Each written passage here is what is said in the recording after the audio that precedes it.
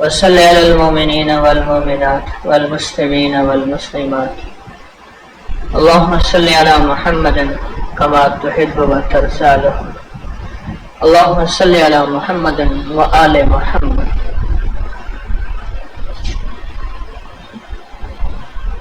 زندگی کا سفر جاری ہے، کٹ جائے گا،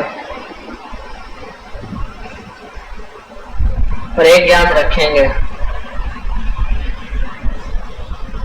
دو طرح کے سفر گزارنے ہیں، یا سسک کا سفر، ایسا سفر جس میں سسک نہ ہو، حسرتیں چاہتیں دل کے دل میں رہ گئیں، حسرتیں چاہتیں دل کے دل میں رہ گئیں. اور ایک وہ سفر ہو جس میں ساری حسرتیں پوری ہو جائیں، ساری چاہتیں پوری ہو جائیں. ہو نہیں سکتی، کیونکہ حسرتیں چاہتیں تو جنت میں پوری ہوں گی، حسرتیں چاہتیں تو پوری ہونے کا جہان جنت ہے. پر زندگی کا وہ سفر لاجواب ہوگا.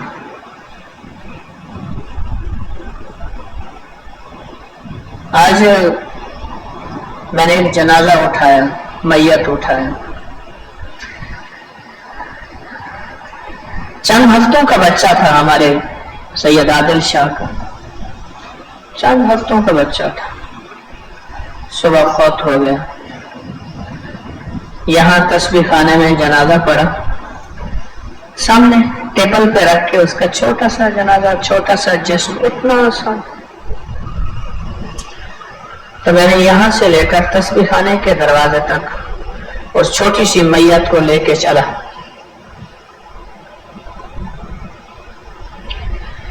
اسے میں نے چند میسج دیے، اسے چند پیغام دیے. میں آپ کو پیغام سناتا ہوں.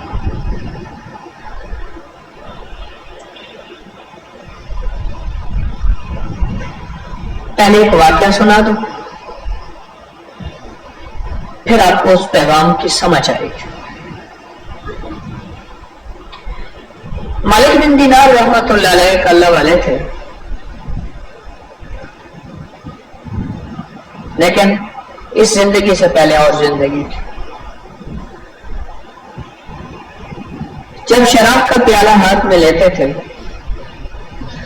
چھوٹی سی بچی تھی جس سے انہیں بہت محبت تھی، بہت پیار تھا. وہ پیالے کو ہاتھ مارتی تھی، پیالہ گرا دیتے تھے. اسے اتنی محبت تھی کہ غصہ نہیں آتا تھا، اس سے اتنا پیار تھا کہ غصہ نہیں آتا تھا. اور وہ محبت اور پیار دل پہ چھایا ہوا تھا، وہ دل پہ راج کیے ہوئے تھے. زندگی کے جنگات ان محبتوں میں گزر گئے.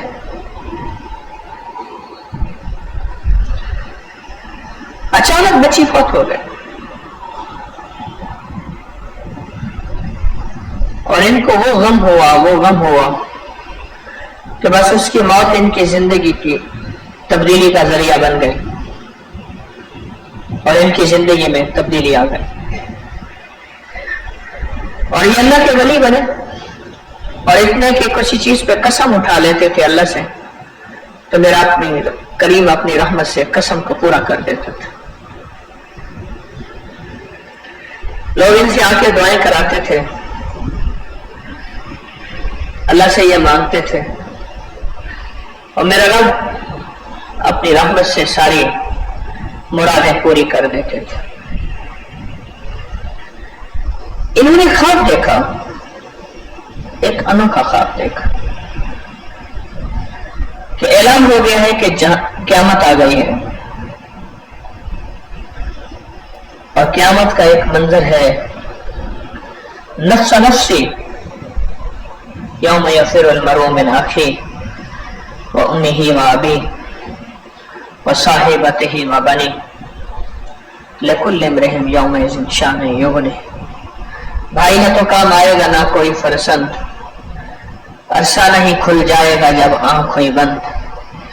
وہ کام کرو جس سے خدا ہوئے رضامند، ہوشیار کے ہونا ہے تمہیں خاک کا پیوند۔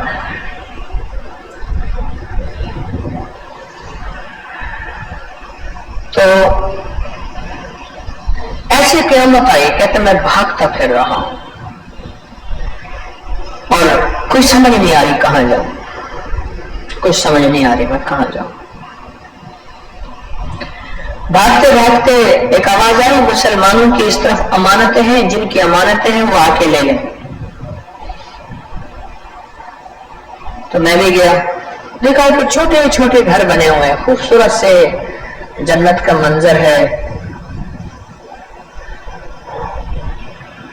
اور کہتا ہے میرے پیچھے ایک بلا لگی ہوئی ہے اور وہ بلا میرا پیچھا کر رہی ہے اور میں بھاگ رہا ہوں۔ اور میں لوگوں سے کہتا ہوں لوگوں مجھے بچا لو، کوئی مجھے نہیں بچاتا۔ اسی خوف کی کیفیت میں آواز آئی، مسلمانوں کی امانتیں ہیں، جن کی امانتیں ہیں وہ آ کے لے لیں۔ آگے گیا تو ایک چھوٹے چھوٹے گھر ہیں اور اچانک اس میں سے بچے نکلنا شروع ہو گئے اور میری بچی دوڑتی دوڑتی میرے پاس آئی، وہ جو مر گئے تھے، مجھے زخم اور داغ دے گئے تھے،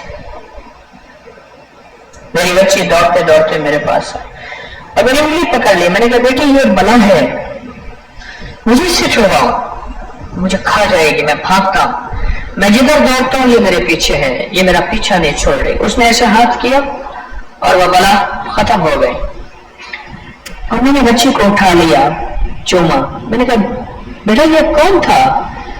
کہہ رہے بابا یہ آپ کے گناہ تھے اور جہنم کی طرف لے جانے کے لیے۔ کہنے کے راستے میں مجھے ایک کمزور سا بندہ ملا تھا، میں نے اس سے کہا تھا مجھے بچا لو۔ وہ کون تھا؟ بابا وہ آپ کی نیکیاں تھیں پر وہ کمزور تھیں، بلا طاقتور تھے، اور بیٹی تو نے مجھے بچا لیا۔ کہنے لگا بابا جن کے بچے چھوٹے سے مر جاتے ہیں وہ قیامت کے دن امانتیں ہوتی ہیں، وہ امانتیں سفارش کریں گے اللہ سے، وہ امانتیں انگلیوں پکڑیں گے اور اپنے والدین کو جنت میں جہاں خود جائیں گے وہاں ساتھ لے کر جائیں گے۔ تو میں نے اس معصوم چند ہفتوں کے اس معصوم سے کچھ باتیں کی۔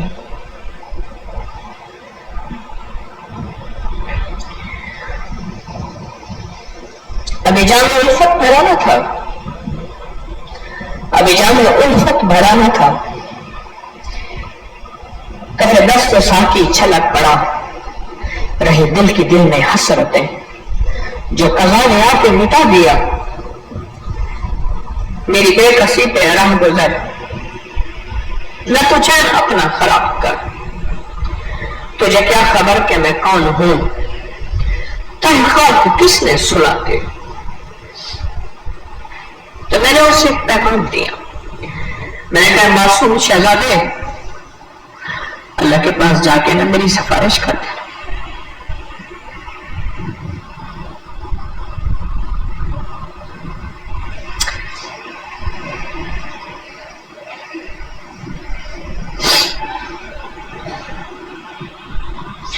جس طرح تو معصوم تھا اور تیرا خاتمہ ایمان پہ ہوا، اس طرح میرا خاتمہ بھی ایمان پہ ہو، اور اللہ سے سفارش کرنا اللہ دنیا آخرت کی رسوائیوں ذلت و علتوں سے بچائیں۔ میں نے اس کو بہت دعائیں کا کہا، ایک معصوم سی میت تھی، 2-3 کلو اس کا 4 کلو وزن، بس اتنا سا اور زیادہ نہیں تھا، بالکل چھوٹا سا، چند ہفتے چند دنوں کا بچہ بیٹا۔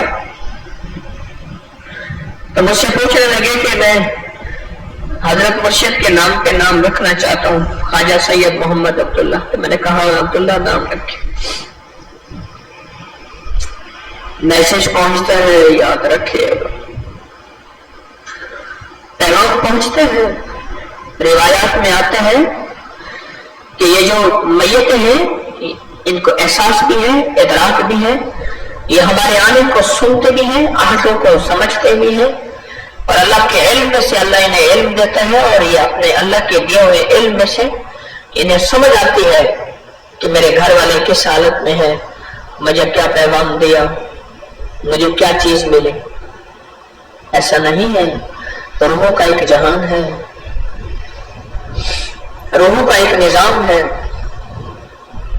معصوم چھوٹا شہزادہ بالکل معصوم، اس کا خاتمہ ہوا بھی ایمان پہ، اس کے خاتمے ایمان کے بارے میں کیا شک کر سکتے ہیں. اس کو میں نے بہت سے میسج دیے، بہت سے پیغام دیے. قبر پہ تدفین ہوئی، میں نے مٹھیاں ڈالی اور پھر قبر پہ کھڑے ہو کے دعا کی.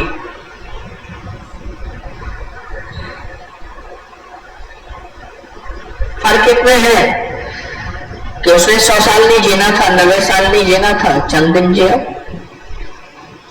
جب فنا ٹھہری تو کیا 100 برس، کیا ایک دن. جب فنا ٹھہری تو کیا 100 برس، کیا ایک دن. یہ زندگی کا سفر اس طرح جاری رہے گا.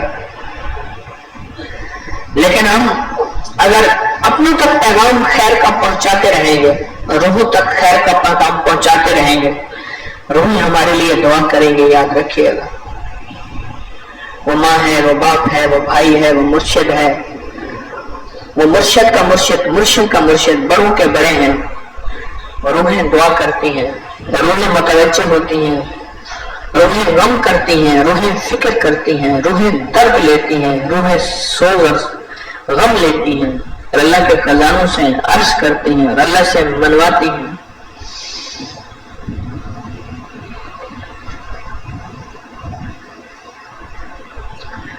اگر ہمارا سفر روحوں کی زندگی کے بغیر ہوا، کہ ہمارا روحوں سے تعلق ہی نہ ہوا، نیک ارواح نے ہمارے لیے دعائیں نہ کی، اگر ہمارا سفر نہ ہوا تو ادھورا سفر ہوگا، نامکمل سفر ہوگا. یاد رکھیے، ایسا سفر ہے جس کے اندر کوئی تکمیل نہیں، کوئی مکمل نہیں.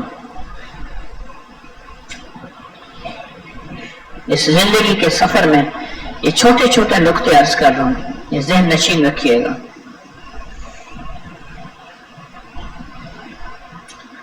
آپ جس کو پڑھ کے ہدیہ دیتے ہیں، جس کو پڑھ کے ہدیہ دیتے ہیں، وہ قرآن کا ہے، تلاوت کا ہے، تسبیح کا ہے، یا ایک بار کلمے کا ہے، یا ایک بار درود پاک کا ہے، جس کو پڑھ کے ہدیہ دیتے ہیں، جس کو پڑھ کے ہدیہ دیتے ہیں، ہدیہ پہنچتا ہے.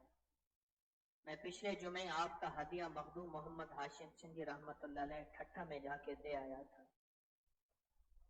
آپ کا ہدیہ پہنچایا میں نے. وہاں سے کراچی سے پھر میں ٹھٹھا گیا مکلی، ہدیہ دے آئے.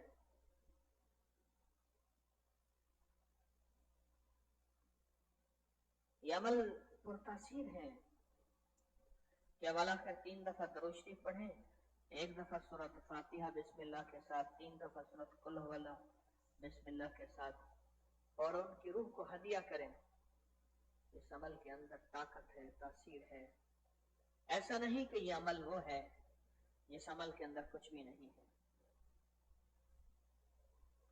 یہ عمل ہے، اور اس سے کام بنتے ہیں، اور اس سے مشکلیں ٹلتی ہیں، اور اس سے ناکامیاں دور ہوتی ہیں، اور اس سے زندگی کے مسائل حل ہوتے ہیں. ناکامیاں دور، مشکلیں حل ہوتی ہیں. اسی طرح درود شفا ہے، اللہم صلی علی محمد عبدک و رسولک وصلی علی المؤمنین والمؤمنات والمسلمین والمسلمات. درود شفا کے اندر اپنی ایک طاقت ہے، درود شفا میں ایک تاثیر ہے، ایک کمال ہے. درود شفا میں وہ لفافہ دکھانا، خالی اس میں کچھ اور کاغذ تو نہیں. درود شفا میں ایک اپنی طاقت ہے، ایک اپنی تاثیر ہے، ایک اپنا کمال ہے.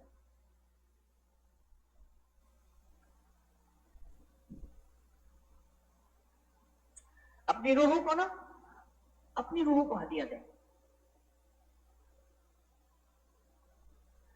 اپنی روحوں کو ہدیہ دیں. ہمیں بھی اشد ضرورت ہے. اگر روح نیکی کو نہیں مانتی، یہ میرا 32 یاد رکھیے گا، یہ موتی سدا یاد رکھے. اگر روح نیکی کو نہیں مانتی، ایمانداری امانت داری کو نہیں مانتی، بہن بیٹے کا حق دینے کو نہیں مانتی، کسی کا حق دینے کو نہیں مانتی، سجدوں تسبیح تلاوت کو، اللہ کے نام بابرکت سعادت کو نہیں مانتی، یہ روح، اس روح کو ہدیہ دے، مال کا بھی امال کا بھی. ہاں مال کا ہدیہ دیں اپنی روح کو، جتنی حسب توفیق ہے مال، کسی ایسے ضرورت مند کو دیں، کسی ایسے ضرورت مند کو جو سوال نہیں کرتا، اس کو ہدیہ دیں اپنی روح کے لیے. یہ مال کا ہدیہ ہو گیا. کسی کو ضرورت مند کو کھانا کھلائیں، کسی ضرورت مند کو پہنائیں، کسی ضرورت مند کی ضرورت پوری کریں. لیکن جانیے اتنے بڑے ضرورت مند آتے ہیں جو سوال نہیں کر سکتے، اور اتنے بڑے ضرورت مند آتے ہیں جو گمان سے زیادہ سوال نہیں کر سکتے. کراچی میں ہماری گاڑی روکی ہوئی تھی، ایک مائی نے اتنے زور سے شیشہ، میں کہ شیشہ توڑ دے گی مائی، کروڑ پتی مائی تھی، لاکھوں پتی مائی تھی، پیشہ ور بھکاری. وہ تو اپنا گھر پورا کر لیتے ہیں، اتنا کر لیتے ہیں، اتنا کر لیتے ہیں کہ ان کے پاس مال و دولت بے بہا ہوتا ہے. جو سفید پوش ہیں، جو سوال نہیں کر سکتے، جو مزدوری کرتے ہیں، ان کی مزدوری ضرورتیں پوری نہیں ہوتی، یہ ان کو دینا ہے، یہ ان کو سوچنا ہے، یا ان کو تلاش کر کے دینا ہے. وہ ان کو بہت تلاش کرنا پڑے گا، ان کو دینا ہے. اپنی روح کے لیے مال کا ہدیہ دیں. چلو اس میں ایک بات بتاتا ہوں. صدقہ 70 بلاؤں کو روکتا ہے، حدیث کا مفہوم ہے. ایک اور حدیث کا مفہوم ہے، صدقہ 70 برائیوں اور گناہوں کے دروازے بند کرتا ہے. آپ اپنے لیے صدقہ کیوں کرتے ہیں؟ اس لیے کہ بلائیں آپ سے ٹل جاتے ہیں. اپنی ذات کو مال کا ہدیہ دیں، اپنی ذات کو اعمال کا ہدیہ دیں. کلمے کے تصریح پڑھ کے اپنی روح کو ہدیہ کریں. اے روح، تیری مرضی، تیری مہربانی ہے، یہ ایک کلمہ ہے، یہ ایک درود ہے، یا قرآن ہے، یا فلاں ذکر ہے، یا سورۃ اخلاص ہے، یا قل ہو اللہ ہے، فلاں چیز ہے. اے روح، یہ تجھے ہدیہ دیا ہے، تیری مہربانی، تو مان جا، تو مان جا. چلو آپ کو پھر سمجھ نہیں آئی اور مجھے بھی نہ آئی تو میں ایک اور چیز سمجھاتا ہوں. مریض کو آپ کہتے ہیں کھا لے، کہہ رہا میرا دل نہیں کرتا. دل کھاتا ہے یا زبان؟ منہ کھاتا ہے یا دل کھاتا ہے؟ وہ کہتا ہے میرا دل نہیں کرتا. اچھا تھوڑا سا کھا لیں، کہہ رہا میرا دل نہیں کر رہا، کہ میرا جانے کو دل نہیں کر رہا، میرا اٹھنے کو دل نہیں کر رہا، میرا سونے کو دل نہیں کر رہا، میرا کھانے پینے کو دل نہیں کر رہا. تو دل کپڑے پہنتا ہے، پہننے کو دل نہیں کر رہا. دل پانی پیتا ہے، دل کھانے کھاتا ہے، میرا دل نہیں کر رہا. اسی دل کو مال کا بھی ہدیہ دینا ہے کہ دل تو چاہ لے، دل تو چاہ لے. تیری چاہت سے میرا جسم چاہے گا، اگر دل تو نے نہ چاہا تو میرا جسم بھی نہیں چاہے گا. اسی دل کو منوانے کے لیے، جو دل کہتا ہے میرا دل نہیں کرتا، اسی دل کو منوانے کے لیے میری منت، میری درخواست، اور اس میرے موتی پہ غور کیجیے گا. اس دل کو منوانے کے لیے کہیں دل یہ تجھے ہدیہ ہے، چلو اب تیری مہربانی، منہ کھاوے تے آنکھ شرماوے، یہ تجھے اور ہدیہ دیتا ہوں. یہ مال کا ہدیہ ہے، یہ اعمال کا ہدیہ ہے، یہ تسبیح کا ہدیہ ہے، یہ ذکر کا ہدیہ ہے. تو مان جا، تو مان جائے گا. میری زندگی کے صدیاں بہترین، ہزاروں سال بہترین گزر جائیں گے. تو مان جا. اس دل کو منوائیں، اس دل کو منوائیں.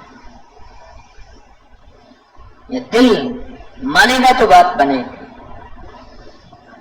اور دل اگر نہیں مانے گا بات نہیں بنے گی. یاد رکھیے گا. اپنی ذات کے لیے اپنی ذات کو ہدیہ دیں. ایک دفعہ قل ہو اللہ، 3 دفعہ قل ہو اللہ، ایک دفعہ کلمہ پڑھ کے اپنے آپ کو دے دیں. اپنے دل کو کہیں دل تجھے میں ہدیہ دیتا ہوں، روز تحفے بھیجتا ہوں تجھے، روز گفٹ دیتا ہوں، تو مان جا، اب تو مان جا، اب تو مان جا. اس دل کو منوائیں. اور دل جب مانے گا، دل جب مانے گا، دل جب مانے گا، پھر کیا ہوگا؟ میرے ساتھ گاڑی میں کراچی میں ایک صاحب بیٹھے ہوئے تھے، کہنے لگے میری اماں معذور تھی، والدہ معذور تھی، تو میں والدہ کو لے کے جو ہے وہ حج پہ گئے، مریض تھے، عمرے پہ گئے، تو والدہ نے کہا میں خود طواف کروں گی، مجھے اللہ ہمت دے گا. ہم نے روکا، بڑا کہا کہ نہیں میں خود طواف کروں گی. تو کہنے لگے کہ والدہ کو جو ہے ہم نے کہا ٹھیک ہے، ہم سامنے بیٹھے ہیں، ایک چکر پہ والدہ نظر آئیں، دوسرے پہ تیسرے پہ والدہ گم ہو گئے. اب پتہ نہیں والدہ کہیں گر گئیں، ہسپتال میں اٹھا کے لے گئے، ایمرجنسی میں لے گئے، کہاں لے گئے. اب ہم نے والدہ کو تلاش کرنا شروع کیا، مطاف میں تلاش کیا، جہاں طواف ہوتا ہے وہاں نہ ملی، حرم میں ادھر تلاش ادھر تلاش کرتے کرتے جب ہر طرف سے مایوس ہو گئے تو کہنے لگے نفل پڑھ کے جو میں، وہ بندہ کہنے لگا رویا، اتنا رویا کہ میں نے انوارات دیکھے، نور دیکھے، نور کی تجلیاں دیکھی، اور مجھے احساس ہوا کہ کوئی حضوری ہے، اور ایسی حضوری ہے کہ جس کو میں آج زندگی میں پہلی دفعہ میں نے اس حضوری کو پایا ہے. اتنی دعاؤں میں لذت، اتنی دعاؤں میں کیفیت، اور آنکھوں سے انوارات، نور، آنکھوں سے دیکھا جو آج تک کتابوں میں پڑھا تھا یا سنا تھا. گاڑی کے پیچھے وہ صاحب بیٹھے ہوئے تھے، مجھ سے کہنے لگے وہ حضوری پھر مل سکتی ہے؟ میں نے کہا کیسے؟ میں نے کہا اس کے لیے اماں کا گم ہونا ضروری ہے. کیوں؟ اماں جو گم ہوئی تھی اور وہ دل مستر تھا، دل مستر، دل مستر، بے چین دل، اور بے چین دل کی بے چینی سے مانگی جانے والی دعا، بے چینی سے مانگی جانے والی دعا، وہ دعا ایسی تھی جس نے عرش کو جا کے ہلایا اور دل کو ہلایا، اور آنکھوں سے پردے ہٹے، اور اللہ کی نورانیت کا سچا نور جو کعبہ کے اوپر برس رہا تھا وہ آنکھوں سے دیکھا. لیکن اس کے لیے اماں کا گم ہونا ضروری ہے. یعنی کیا؟ وہ گم ہونا یوں ضروری ہے اماں کا کہ اماں کے گم ہونے سے جو بے چینی اور درد اور تکلیف اور اندر سوز وہ اٹھا تھا، اور اس کیفیت میں جو دعا مانگی تھی اس دعا سے فیصلے عرش سے ہوئے. وہ دعا اصل تھی، وہ دعا اصل. اپنے آپ کو نہ بھولیں، کبھی کبھی اپنے لیے تھوڑا سا وقت نکال لیا کریں، کبھی کبھی اپنے لیے تھوڑا سا ٹائم نکال لیا کریں، اور اپنے آپ کو بیٹھ کے ہدیہ دیا کریں. یہ مراقبہ کیا ہے؟ یہ اپنے آپ کو ہدیہ دینا تو ہے تنہائیوں میں. یہ مراقبہ اپنے آپ کو ہدیہ دینا تو ہے. اپنے دل کا تصور کر کے میں یہ تصور کر رہا کہ عرش الہی سے نور میرے دل پہ آ رہا اور میرا دل اللہ اللہ اللہ کہہ رہا. یہ مراقبہ اپنے آپ کو ٹائم دینا تو ہے، یہ مراقبہ اپنے آپ کے دل کو بھرنا تو ہے. اور کیا ہے؟ اس مراقبے میں تھوڑا سا وقت دیا کریں اور چلتے پھرتے اپنے آپ کو ہدیہ کیا کریں، اپنے آپ کو ہدیہ کیا کریں. مجھے ایک صاحب کہنے لگے گالیاں بہت دیتا ہوں. میں نے کہا زبان کو ہدیہ کرو، مال کا اور اعمال کا. زبان کو ہدیہ کرو. غیبت ہے زبان کو ہدیہ کرو، جھوٹ ہے زبان کو ہدیہ کرو. اس زبان کو سچ پہ لانا ہے، اس زبان پہ ذکر جاری کروانا ہے، درود جاری کروانا ہے. اس زبان کو ہدیہ کرو، پڑھ پڑھ کے کلمہ، درود، قرآن، تسبیح، نفل، اعمال، کوئی صدقہ، کوئی خیرات، کوئی کھانا، کسی کو پہنانا. کسی کی ضرورت پوری کرنا، اس زبان کو ہدیہ کر. جب اس زبان کو ہدیہ کرے گا یہ زبان بولے گی. ایک حاضری ہوئی، ایک جن آیا. ایسے جنات کی حاضری ہو جاتی ہے، جن کو میرے تابع تو نہیں. حاضری ہوئی تو جن آیا. میں نے پوچھا اس پہ کیوں تو نے اس پہ کیوں قبضہ کیا ہوا ہے؟ اس نے کہا میں نے اس کی زبان باندھی ہوئی ہے. کیوں باندھی ہوئی ہے؟ اس نے کہا میں نہیں چاہتا کہ یہ اللہ کا ذکر کرے، ذکر بہت کرتا ہے، میں نہیں چاہتا یہ درود کلمہ تسبیحات اعمال کرے، میں نہیں چاہتا، تو لہٰذا میں نے اس کا دل باندھا ہوا ہے، اس کی زبان باندھی ہوئی. اور جب اس کا دل اور زبان باندھی ہے تو یہ کچھ نہیں بول سکے گا.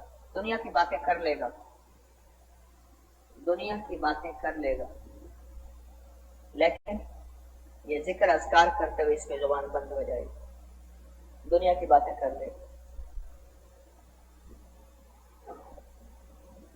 آواز آ رہی ہے؟ اصل میں ہمارے اسپیکر والے بہرے ہیں، ان کو کہا کہتا ہوں، آپ کو نہیں کہتا، اسپیکر والوں کو کہتا ہوں. آواز آ رہی ہے؟ ان کے کانوں میں تکلیف چل رہی ہے بہت پرانی. ہمارے اسپیکر والے وہ کہتے ہیں تو چیخ چیخ کے بول. میں کہتا ہوں مجھے نہ چیخو، اسپیکر کو چیخو.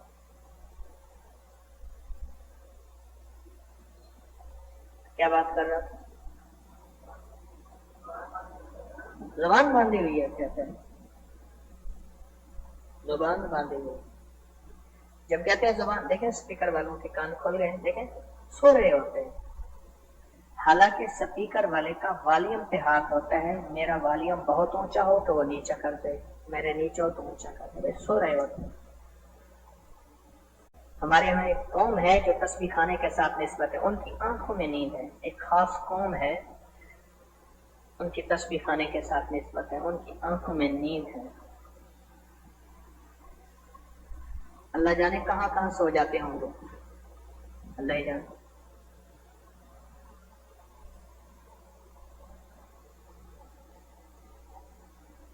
میری زبان باندھی ہوئی ہے.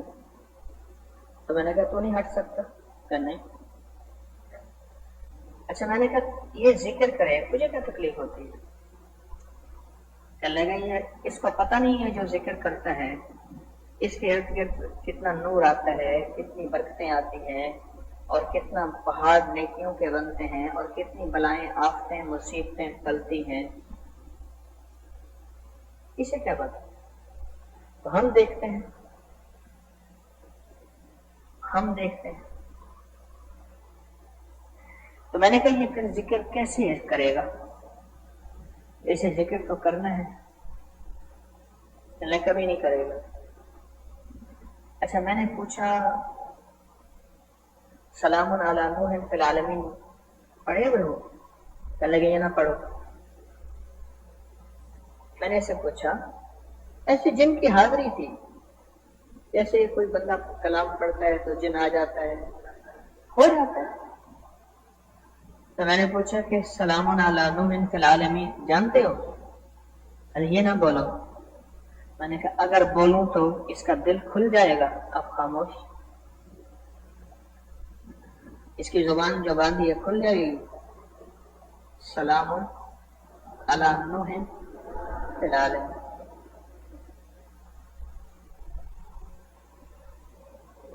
اب میں نے کہا اگر میں پڑھ پڑھ کے اس کی زبان پہ دم کروں تو کیا ہوگا پھر؟ اب خاموش، جواب نہیں دے. میں کہا ٹھیک ہے نہیں بولتے، میں پڑھنا شروع کرتا ہوں. میں نے سانس روک کے سلام علی نوح فی العالمین، یہ میں نے سانس روکا ہوا ہے. سلام علی نوح فی العالمین، سلام علی نوح فی العالمین، سلام علی نوح فی العالمین، سلام علی نوح فی العالمین، سلام علی نوح فی العالمین، سلام علی نوح فی العالمین. سانس روک کے نا اس پہ جب دم کیا تو دم چیخ نکلے.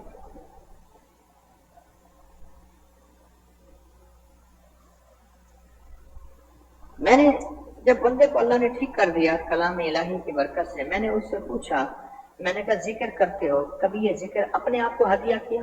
کریے تو پتہ ہی نہیں تھا، یہ تو علم ہی نہیں کہ اپنے آپ کو بھی ہدیہ کرنا ہوتا ہے۔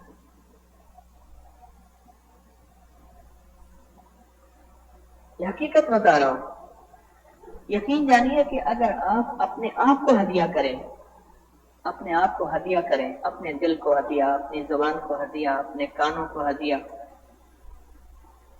اپنی آنکھوں کو ہدیہ کریں، تو اس کا جو سب سے زیادہ فائدہ ہوگا، آپ کو سب سے زیادہ فائدہ ہوگا وہ یہ ہوگا کہ آپ کا دل کرے گا، آپ کا دل کرے گا۔ ہمارے ایک دوست ہیں، وہ دو چیزیں نہیں کھا سکتے، اور کو دیکھتے ہی نہیں ایسی کڑھاہٹ ہوتی، ایک کیچپ ایک دہی۔ کیچپ ہوتا ہے اور ایک دہی، ان کو دیکھتے ہی ایسی طبیعت خراب ہوتی ہے۔ ہمارے امریکہ میں عرفان صاحب ہیں، انڈا کھائیں نا ان کا پیٹ میں مروڑ لگ جاتی ہے، ویسے بھی اکثر رہتی ہے، ان کے پیٹ میں مروڑ لگ جاتی ہے۔ انڈا صرف قاعدے سے دیکھیں، مجھے کہنے لگے اے بی سی والا قاعدہ ہے نا، اے بی سی والا قاعدہ، اس میں جو ای ایگ ہوتا ہے کیا ہوتا ہے؟ ای سے ایگ، کہنے لگے وہ میں قاعدے پہ اگر میں دیکھوں تو میرے پیٹ میں تکلیف ہوتی ہے دیکھنے سے۔ اپنی آنکھوں کو اتنا ہدیہ کریں کہ وہ اللہ کے غیر کو دیکھے تو تکلیف شروع ہو جائے، کیچپ کو دیکھے تو تکلیف، دہی کو دیکھے تو تکلیف، کیسی عجیب بات ہے۔ انہوں نے کہا کیچپ، ایک جگہ ہم گئے تو کہنے لگے میرے لیے اگر آپ نے برگر بنوانا ہے تو خیال کرنا کیچپ، اور ایک برگر کے ساتھ دوسرا برگر لگا تھا تو اس پہ ریسرچ ہو رہی تھی کہ اس پہ کوئی کیچپ کا ذرہ تو نہیں لگ گیا، حلال حرام کی پہچان ہو رہی تھی، جیسے حلال، حالانکہ حلال میں جیسے نا حلال حرام کی پہچان ہوتی ہے، کیچپ۔ اور وہ ہمارے دوست کہتے ہیں کہ کیچپ اور دہی کی طرف زیادہ دیر میں نہیں دیکھ سکتا، اور دوسرے دوست کا بارے میں بتایا کہ وہ کہتے ہیں میں انڈے کو دیکھوں تو میری پیٹ میں تکلیف ہو جاتی، انڈے کو صرف فوٹو دیکھوں، انڈے کا تصویر دیکھوں۔ جب اپنی روح کو ہدیہ دیں گے، اپنی روح کو ہدیہ دیں گے، اپنی روح کو ہدیہ دیں گے، تو پھر زندگی کا سفر ایسے ہوگا کہ ایسی چیزیں جس سے اللہ کے حبیب ناراض ہوتے ہیں، میرے کملی والے ناراض ہوتے ہیں، ان کو دیکھیں گے ایسی طبیعت میں گھبراہٹ، کراہٹ، اکتاہٹ، گھبراہٹ، کراہٹ، اکتاہٹ، کراہٹ، گھبراہٹ اور اکتاہٹ شروع ہو جائے گی۔ اب حیران ہیں۔ اور جب اپنے آپ کو ہدیہ دیں گے ذکر کا، اذکار کا، اعمال کا، یہ میں آپ کو ایک خط سناتا ہوں، مجھے اچھا لگا یہ خط، تو میں نے کہا آپ کو بھی سناؤں یہ خط۔ انہوں نے خط میں لکھا کہ سورۃ کوثر میں نے 7 کروڑ پڑھی ہے، کتنی؟ کون مانے گا؟ اچھا چلو ایک بات بتاؤں، افسانہ بیان کروں تو میں اپنا بیان کروں کہ میں نے اتنے چلے کاٹے، اتنے وظیفے کیے۔ مہمان آیا بیٹھا تھا، اس نے کہا میرے وہ 7ویں حج والی سرائی نہیں، اس میں سے اس کو پانی پلا، یعنی میں نے 7 حج کے کیے، میرا جو وہ 7ویں حج والی جو سرائی ہے اس میں سے پانی پلا اس کو۔ تو ایک صاحب کھڑے تھے نماز پڑھ رہے تھے، تو 7 بندہ بیٹھا ان کی تعریف کر رہا تھا کہ انہوں نے یہ بھی عمل ہے، بہت نیکی ہے۔ نماز میں کہنے لگے اس کو کہے میں نے حج بھی کیا، کسی کی بات نہیں، ایسی بات بنی ہوئی ہے۔ اتنا میں اپنی کہانیاں بیان کروں، میں اس لیے عرض کر رہا ہوں کہ اپنے دل کو ہدیہ دیں، اپنی زبان کو ہدیہ دیں، مال کا بھی اور اعمال کا۔ مکلی میں بادشاہوں کی قبروں میں کے سامنے سے گزرا میں، لوگ فوٹو کھینچ رہے تھے، اور اولیاء اللہ، اللہ کے ولیوں کے مزارات اور قبروں کے سامنے سے گزرا یا وہاں گیا تو لوگ پڑھ کے ہدیہ دے رہے تھے، کیوں؟ جو یہاں چھوڑ کے جائیں گے وہاں وہی ملے گا۔ جو یہاں چھوڑ کے جائیں گے تو وہاں پھر بندے بھی اسی قسم کے اللہ بھیجے گا، کہیں گے جاؤ جاؤ وہاں جا کے نا ان کو ہدیہ دے آؤ۔ بعض اللہ والوں کے مزارات پہ آپ جائیں، کوئی قرآن پڑھ رہا، کوئی تسبیح پڑھ رہا، کوئی کلمہ پڑھ رہا، کوئی ذکر کر رہا، پڑھ پڑھ کے ان کو ہدیہ کر رہا۔ جب دل کی دنیا کھلے گی، اپنی زبان کھلے گی اور دل کی آوازیں کھلیں گی، دل کی آواز۔ میرے پاس ایک صاحب آتے تھے، ایک گویے کے بارے میں، ان کو گویوں کا شوق تھا، کہنے لگے وہ فلاں جو گویا تھا کہ حضرت صاحب کوئی بندہ میں کہ کی میں کیوں تھا صاحب ہوں بندہ راگ جو چھکیندا سمجھ آئی، راگ جو کھینچتا تھا تو بندہ کوئی انسان تھا، اتنی بڑی راگ، اتنی بڑی اس کی بڑی سانس تھی، تو اس نے اس سانس کے لیے مشق کی تھی۔ جب ذکر کی دنیا دل پہ کھلتی ہے، پھر میں اگر کہوں کہ اس نے لکھا میں نے سورت کوثر 7 کروڑ پڑھی ہے، کون مانے گا؟ ایک صاحب مجھ سے بیعت ہوئے، بیعت ہوتے میں نے کہا 3 تسبیحاں پڑھ لیا کریں، ایک تسبیح درود شریف کی، ایک تیسرے کلمے کی، ایک استغفار کی۔ کہنے لگے حضرت یہ تو میں نہیں کر سکوں گا۔ میں نے کہا اللہ پاک کرے گا، آپ کوشش تو کریں، اللہ سے دل کا کھولنا مانگے، اللہ سے مانگے اللہ دل کھول دے، توجہات کی برکت سے، اللہ کی رحمت سے پہلے دل اللہ کھول دے گا۔ میں نے باتیں کی، اور وہی تھے جنہوں نے اربوں سورت اخلاص پڑھی، کلمہ پڑھا، درود پڑھا اور یہ ذکر کیا، اربوں کروڑوں۔ کوئی نہیں مانے گا، کوئی نہیں مانے گا۔ آپ میں سے کتنے بے شمار ایسے ہیں جو کہتے ہیں ہم نے سوچا نہیں تھا کہ ہم بھی اتنا ذکر کر سکیں گے۔ آپ میں سے کتنے بے شمار بیٹھے ہوں گے، ہم نے سوچا تھا ہم بھی اتنی تسبیح پڑھ لیں گے، ہم نے سوچا تھا کہ ہم بھی اتنی تلاوت، اتنے سجدے اور اتنا اللہ کی مخلوق کی خدمت خیر خواہی اور پتہ نہیں کیا کچھ ہم چاہ لیں گے، ہم نے تو کبھی سوچا ہی نہیں تھا۔ کتنے بے شمار آپ میں سے بیٹھے ہوں گے۔ تو پہلی زندگی میں کیا زندگی تھی اور موجودہ زندگی میں کیا زندگی ہے، ایسی ہی ہم بھی یہ شوق کے لیے میں پڑھا رہا ہوں خط، اور میرے پاس اس سے بھی بڑے بڑے کلندر ہیں، میرے پاس کروڑوں والے بھی ہیں، اربوں والے بھی ہیں، لاکھوں والے بھی ہیں۔ سورۃ کوثر 7 کرو، کلمہ 10 لاکھ رمضان میں، گزشتہ رمضان میں یہ جو بھی رمضان گزرا اس میں 10 لاکھ پڑھا، پھر کلمہ اور پڑھا 17 لاکھ 27 لاکھ، پھر نفل پڑھے 3122 نفل، پھر صلاۃ و تسبیح پڑھی 250 مرتبہ، سورۃ اخلاص لاکھ صبح شام، پھر 2 تسبیح، اصحاب کہف کے نام 78,078، درود ابراہیمی 78,250، اللہ اکبر 78,250، درود شفا جو حویلی میں اللہم صلی علی محمد عبدک و رسولک صلی علی محمد بعدد کل داء و دواء مبارک وسلم 25,000، سورۃ یاسین ایک نشست میں 87 مرتبہ 87، ایک ہی جگہ بیٹھ کر، بسم اللہ ما شاء اللہ لا قوت الا باللہ 25,000، یا حافظ یا سلام 25,000، حامیم لا ینصرون 1,22,000، یا قادر و یا نافع 1,22,000، اور ذکر ایک اور لکھا ہے 1,22,000، پھر آگے لکھا ہے اصحاب کہف کے نام 72,000، جمعہ کا روز آیت الکرسی جمعے کے دن عصر سے مغرب کے درمیان 70 بار، موتی مسجد کے نفل 780 بار، سورۃ یاسین والے نفل 780 جس میں 2 رکعت نماز نفل، اور اس کے بعد سورۃ یاسین 3 دفعہ پڑھیں، جو اللہ سے منوا لے، وہ کتنی دفعہ پڑھے 780 بار، سورۃ قریش 40 लाख दफा। अभी चल रहे हैं, अभी चल रहे हैं। सूरत ज़ुहर नहीं, सूरत शम्स 41 बार और 15,990। और कहते हैं इसके अलावा जो भी तौफीक हो टूटा फूटा हो जाता है।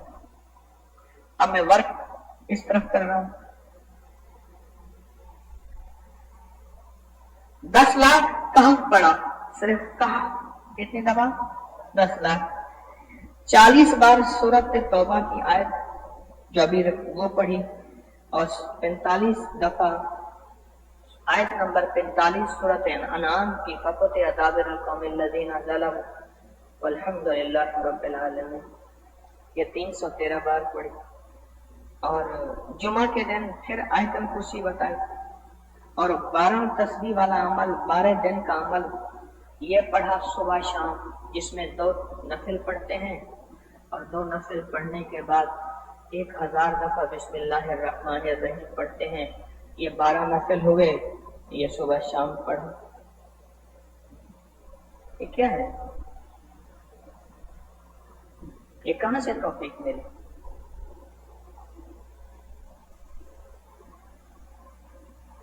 ये कहां से मिला?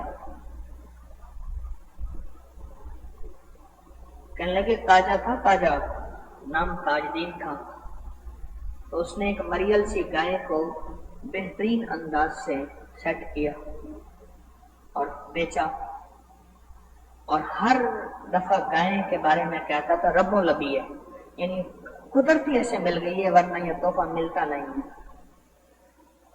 किराड़ से, हिंदू से उसने सौदा किया। हिंदू को कहने लगा मैं करता हूं, मेरे मुंह में जितने चांदी के सिक्के आए डाल दे गाय तेरी। उसने मुंह ऐसे गौर से देखा, समझदार था बनिया, उसने मुंह में कितने आएंगे। ताजे ने मुंह खोला, ताजे ने तो मुंह में सिक्के रखता गया, रखता गया, रखता गया, रखता गया, क्योंकि ताजा एक वक्त में 40 बंदों की रोटी भी खा जाता था। वो कैसे? वो ऐसे कि ये ना गांव देहात में एक लफ्ज इस्तेमाल होता है विंगार, यानी मेरा काम है तो सारा गांव जमा होके आ गया, काम किया, फिर आपका है तो फिर सारा गांव, तो वो बंदा रोटी भी खिलाता है। तो रोटी आ गई, सब काम कर रहे थे। ताजे ने कहा, जिसकी खिदमत हो रही थी, जिसका काम हो रहा था, कि मैं थोड़े से 2 लुक़्मे खा लूं। उन्होंने कहा खा ले। ताजा 40 बंदों की रोटी खा, फिर काम करना शुरू कर दिया। बंदे जो गए रोटी नहीं है, थोड़ी बची कुची है, बाकी नहीं है। उन्होंने कहा रोटी तो आई थी। तो उसने कहा वो ताजा आया था। उसने कहा जालिम तुझे किसने कहा था तो ताजे को पहले भेज। ये मिसालें आपके पास भी हैं, मेरे पास भी हैं। ज्यादा खाने की मिसालें देखी भी हैं, सुनी भी हैं, तो फिर ज्यादा पढ़ने की मिसालें हमें समझ क्यों नहीं आती? आपके पास हैं। अच्छा, ताकत के एतबार से आपके पास मिसालें हैं बेशुमार, के फलां बंदे ने बड़े बड़े पहलवानों को गिरा दिया, ताकत है। चाचा अली था, चाचा अली कहने लगा एक मई थी, वो कलाई पकड़ती थी, मई औरत कलाई पकड़ती थी, और कोई उसकी कलाई छुड़ा के दिखाए, मुकाबला होता था। जैसे दंगल होता था ना, बड़े बड़े पहलवानों के ऐसे मजमे होते थे। मेरे वालिद साहब रहमतुल्लाह अलैह के जानने वाले थे। कहने लगे मैं बीमार हो गया, दो माइयां आई, एक दूसरे को कहने लगी बचदानी। कहने लगे मैं बच गया पर ना बच सका, आखिर मौत। तो उन्होंने मुझे बताया वो उनका वाकया जो मुझे टीकर सिंह का वाकया सुनाते थे। तो कहने लगे कि माई थी जो कलाई पकड़ती थी, छोटे से कद की थी, इतनी सी मुख्तसर जिस्म था। कोई माई का लाल उसके कलाई छुड़वा दे, और कई लोगों की कलाई की हड्डी उसने तोड़ दी थी छुड़ाते छुड़ाते। कहने लगे मैंने आंखों से देखा, एक ताकतवर आदमी था, वो कलाई ऐसे उठाई तो माई लटक रही थी, माई ऐसे लटक रही थी। माई ने कलाई ना छोड़ी, उन्होंने कहा छुड़वा के दिखा। یہ پہلے مقابلے ہوتے تھے کلائی پکڑنے کی، بازو پکڑنے کا مقابلہ ہوتا تھا، مائی نے بازو میں چھوٹا. یہ واقعات دل کو لگتے ہیں، ٹھیک، مکے بازی، مکے مار کے، ریسلنگ کر کے، یہ واقعات دل کو لگتے ہیں. اما نے کہا جا کے فلاں خالہ کے گھر، ماسی کے گھر یہ چیز دیا. میں گیا تو ان کے گھر ٹی وی لگا ہوا تھا اور نیا ٹی وی آیا تھا، تو وہ ریسلنگ ہو رہی تھی. تو اس ماسی کا نام تھا ماسی ایدو. عید کے دن پیدا ہوئی ہوگی، انہوں نے ایدو رکھ دیا. بوڑھی تھی، کہنے لگے وے تارکا چھڑوا دے. آپس میں مار رہے تھے نا، ایک دوسرے کو مار رہے تھے، وے تارکا وے چھڑوا دے، وے مر جائیں گے چھڑوا دے. میں کہ اماں یہ ٹی وی کے اندر ہے ماسی، میں کیسے چھڑوا دوں؟ وے تارکا چھڑوا دے، وے تارکا چھڑوا دے. یہ ساری چیزیں دل کو لگتی ہیں. اگر یہ دل کو کیوں لگتی؟ کیوں؟ وہ رواج میں ہے، اتنا پڑھنا رواج میں نہیں ہے. یاد رکھیے. جس بیٹی کے بارے میں کہتے ہیں نا کہ حضرت دعا فرمائیں، یہ بیٹی کی شادی ہو رہی ہے، میں اسے ایک نصیحت ضرور کرتا ہوں، سسرال میں جا کے زیادہ دیر مصلی میں نہ بیٹھنا، زیادہ دیر تلاوت نہ کرنا، اگر ذکر نہ کرنا تو ہونٹ نہ ہلیں، کیونکہ میرے پاس اس پہ طلاقیں بھی ہوتی ہوئی ہیں، اس پہ جھگڑے بھی ہوئے ہیں، اس پہ گھروں میں. کیوں؟ اتنی دیر مصلی پہ بیٹھی ہمارے اوپر جادو کر رہی ہے، اتنی دیر تسبیح قرآن پڑھ رہی ہے، کچھ عمل کر رہی ہے، سارا دن اس کے ہونٹ ہلتے ہیں، دیکھو ہمارا فلاں نقصان ہو گیا، اس کی وجہ سے ہوا. کیوں؟ ڈریسنگ میں گھنٹوں، ڈریسنگ میں سنگھار کے لیے گھنٹوں کھڑا ہونا، کچن میں کھانے کے لیے گھنٹوں کھڑا ہونا، ساری چیزوں میں گھنٹوں. یہ رواج میں ہے. اور کون سی چیز رواج میں نہیں؟ مصلی پہ اور تسبیح پہ گھنٹوں بیٹھنا رواج میں نہیں. اب تو میں کیا کروں؟ رواج میں نہیں. اس لیے میں ان کو کہتا ہوں، نصیحت کرتا ہوں، میں کہہ رہا ہوں اپنی بیٹی کو کہیں یہ زیادہ دیر مصلی پہ نہ بیٹھے. کیوں؟ تسبیح خانے کی نسبت سے اسے تسبیح مصلی ملا ہے. زیادہ زبان نہ ہلے اور زیادہ دیر قرآن نہ پڑھے. جب گھر والوں کا ماحول اپنے موافق بنا لے پھر ان کو بھی بٹھائے اور خود بھی بیٹھے. میری بات سمجھ رہے ہیں؟ گھر والوں کا ماحول موافق بنا لے پھر بیٹھے. اتنا کھانا سمجھ آتا ہے. وزن اٹھانے والے اتنے لوگ، اتنی کہانیاں کہ اتنا وزن اٹھاتے ہیں، یہ سمجھ آتا ہے. پکڑائی، پکڑ، ریس اور بھاگنے والے اتنی سپیڈ سے سمجھ آتے ہیں، اتنے عمل والے سمجھ کیوں نہیں آتے؟ رواج سے یہ بات چلی گئی ہے، رواج سے چلی گئی کہ اتنا ذکر بھی ہو سکتا ہے، اتنی تسبیح بھی ہو سکتی ہے، اتنا اللہ کا نام بھی لیا جا سکتا ہے، اور اتنا کلمہ بھی پڑھا جا سکتا ہے، اور کروڑوں ذکر کیا جا سکتا ہے، اور سورت کوثر 7 کروڑ پڑھی جا سکتی ہے. رواج میں نہیں ہے. ایک اور دوسرا، اپنے دل کو ہدیہ نہیں کیا، اپنے من کو ہدیہ نہیں کیا، اپنی زبان کو ہدیہ نہیں کیا، اعمال کا اور مال کا. جب ہدیہ کریں گے پھر یہ دل کھلے گا اور یہ دل بولے گا، کھلے گا اور بولے گا خود بخود.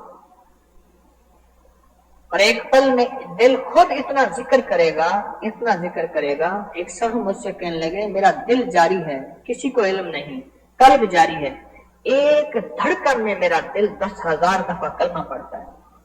کس کو سمجھ آئے گی؟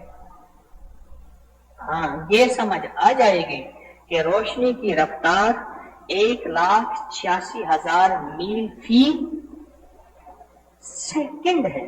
ہاں، یہ نیوٹن کا قانون ہے، یہ آئنسٹائن کا ہے، یہ فلاں انگریز کا ہے، یہ فلاں سائنس کا ہے. یہ سمجھ آئے گی کیونکہ یہ بول رواج میں، یہ پڑھنا رواج میں، یہ سننا رواج میں، اس کتاب کو دیکھنا رواج میں، اس کے لیے سکول کے سلیبس پڑھنا، پیسے دینا رواج میں.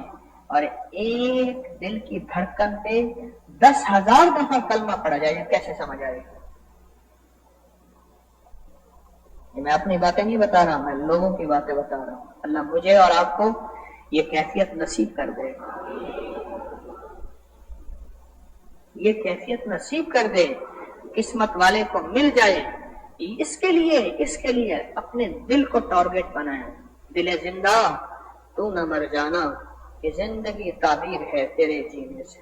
آج مجھے ٹیلی فون کا پروگرام چلتا ہے ٹی وی کا، اس میں ایک صاحب نے عجیب بات بتائی، آسٹریلیا سے کال تھی، تو میں ان سے پتہ نہیں میرے خیال میں 15 منٹ بات کرتا رہا، اور میں نے کہا میرا دل نہیں چاہتا آپ سے بات ختم کرنے کو، ٹائم ختم ہو گیا اور دعا کا وقت ہو گیا، میں ان سے بات کرتا رہا۔ کہنے لگے کہ جو یہ بیٹری والا عمل ہے، بیٹری والا عمل میں 21 دفعہ صبح شام پڑھتا ہوں، اور میں اتنا نیک ہو گیا ہوں، اتنی مجھے عبادت ملی ہے، اور اتنا میں گناہوں سے بچا ہوں، اور اتنا نیک ہو گیا ہوں۔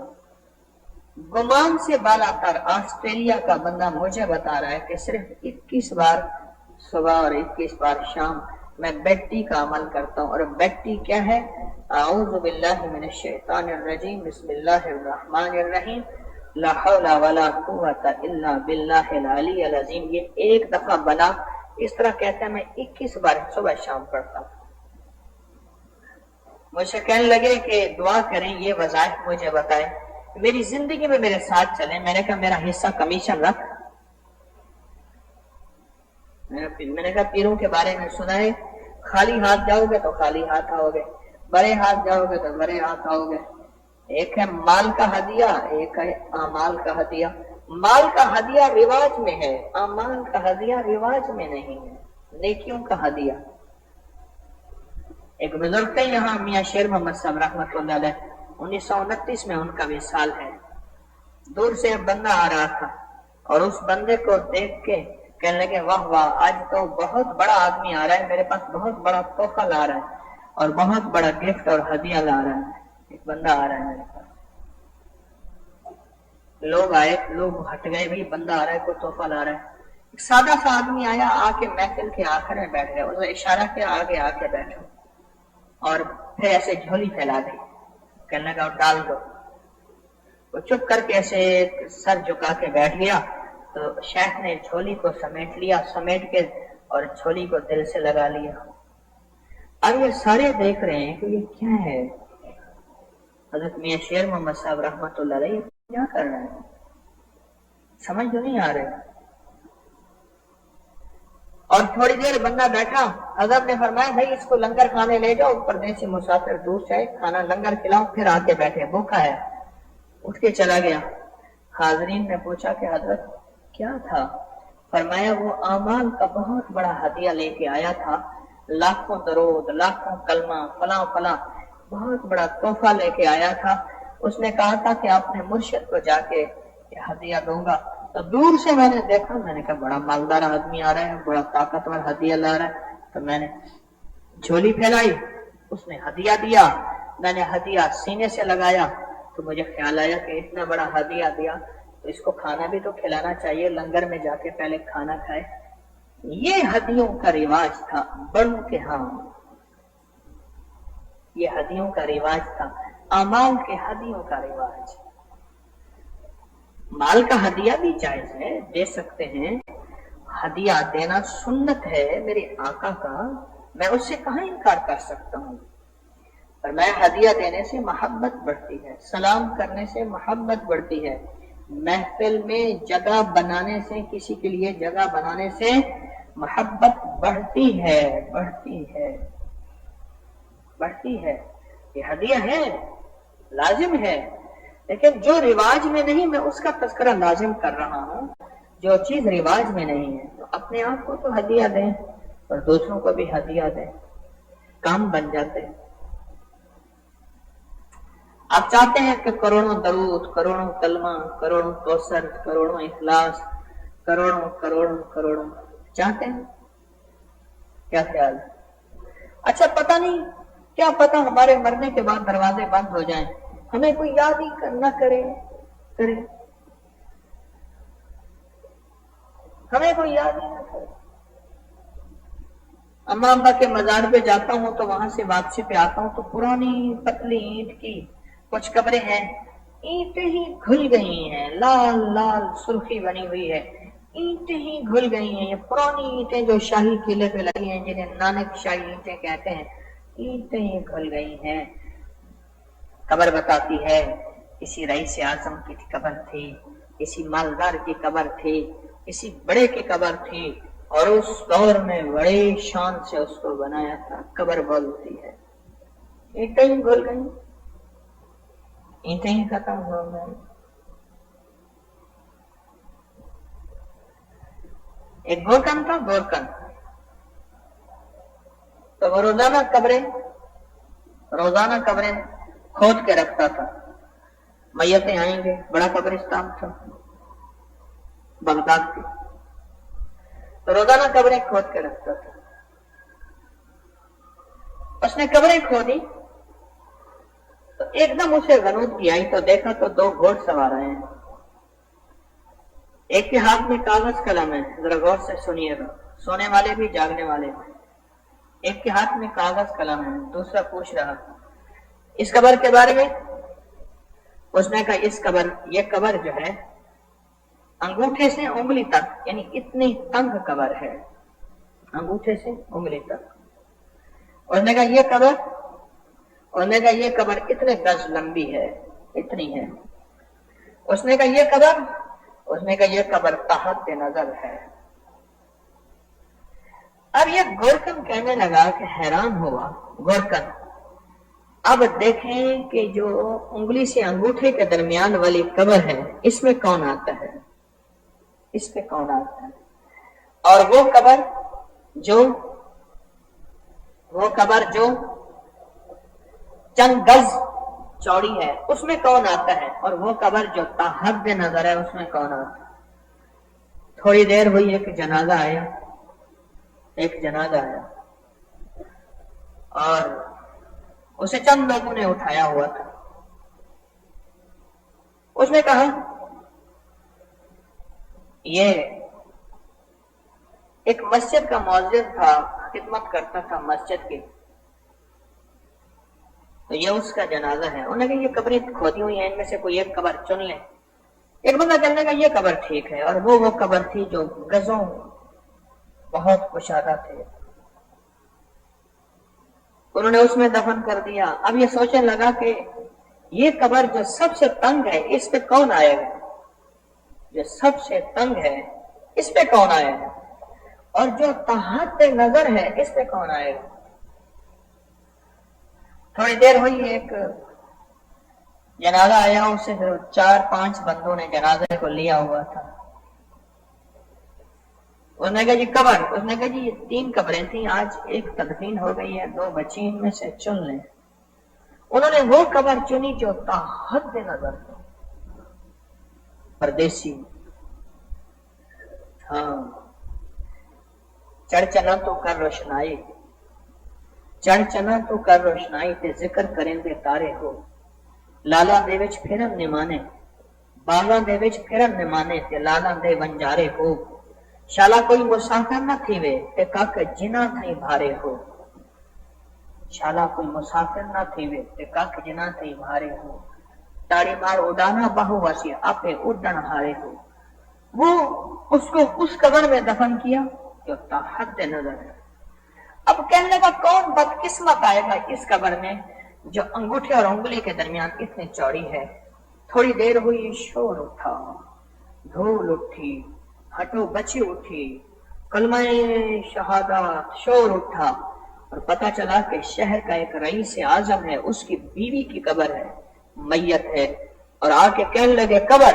اس نے کہا یہ 3 قبریں تھیں، یہی قبر ہے. ان کا بہت بہترین ہے. اس قبر میں دفن کر کے چلے گئے. اور وہ حسرت سے غور کر بیٹھا، کبھی اس قبر کو دیکھتا ہے جو گزوں، کبھی اس قبر کو دیکھتا ہے جو تحت نظر ہے، کبھی اس قبر کو دیکھتا ہے کہ جس میں خود جگہ ہی نہیں.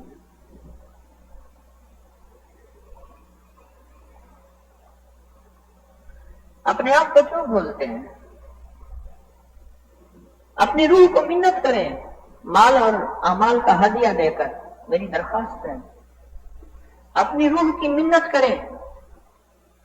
آئندہ جمعرات کو نوچندی ہے، گٹھلیوں کا عمل ہوگا، اور وہ گٹھلیاں جو روزے داروں کے منہ سے نکلی جس میں مشک کی خوشبو لگی ہوئی ہے. کس کی خوشبو؟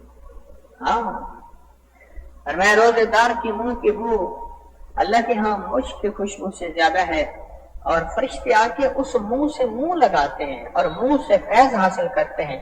ہم کیا کرتے ہیں؟ ہر رمضان میں روزے دار جو گٹھلیاں، ان گٹھلیوں کو جمع کرتے ہیں، پھر ان کو پانی سے ابالتے ہیں، پھر ان پہ تیل لگاتے ہیں. وہ گٹھلیاں، ان گٹھلیوں کا عمل ہوگا آئندہ جمعرات سے.